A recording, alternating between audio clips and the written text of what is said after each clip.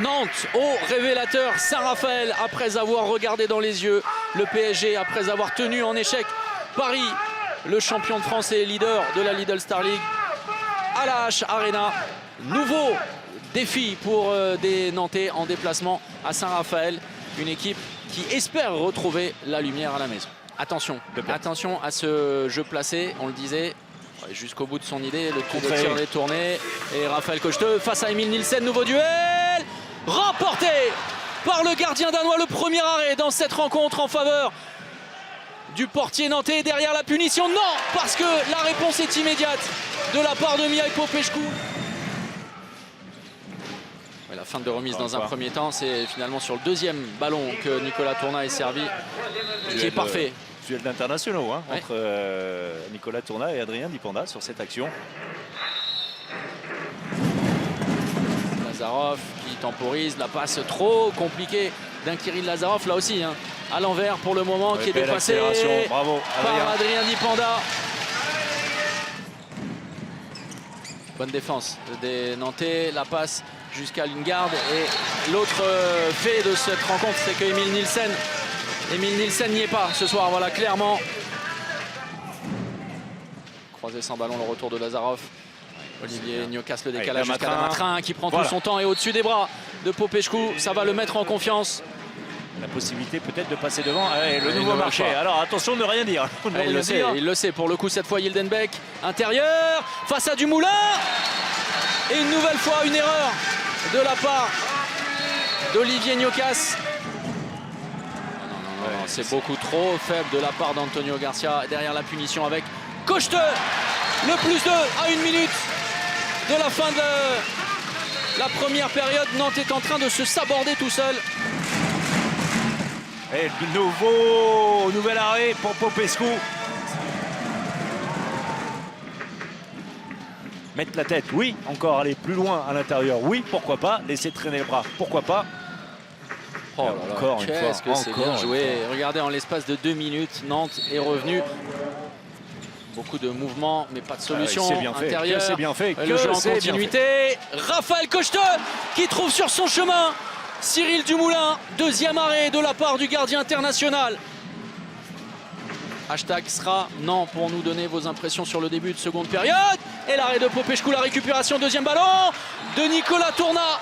Le +3 en faveur de Nantes. Le H est en train de s'envoler. Et voilà, il faut aller vers le but. C'est une évidence, c'est bien. Oh, attention! Attention pour Olivier Niokas.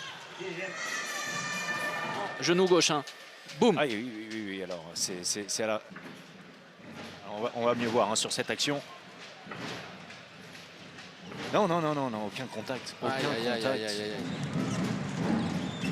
Lazarov, la passe jusqu'à Antonio Garcia, et derrière ça passe avec de la réussite d'Damatrin.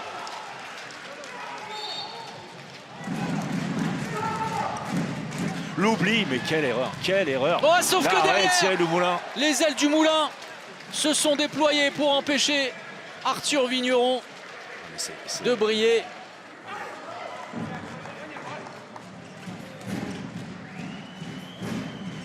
Ovnicek qui navigue, et derrière, quelle lucarne trouvée sur le coin court de la part de Kirill Lazarov.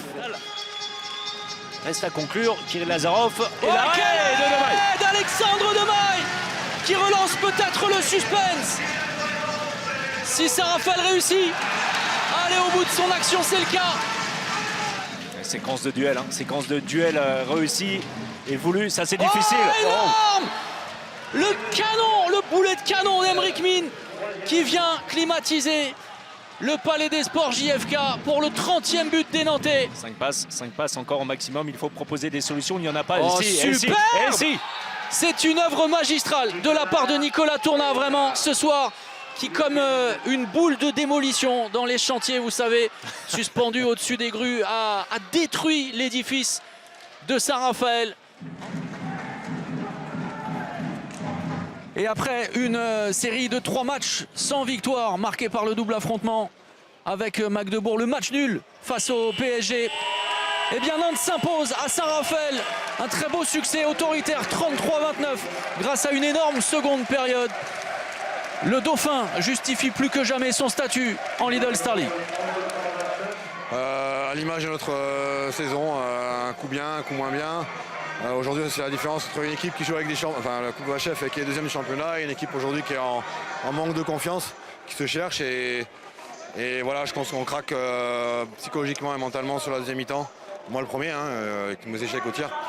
Donc voilà, c'est frustrant parce que je pense qu'on était prêts, tactiquement on n'était pas mal. Maintenant, voilà, je dis à la deuxième mi-temps, Cyril a fermé la cage et puis tactiquement ils ont été meilleurs.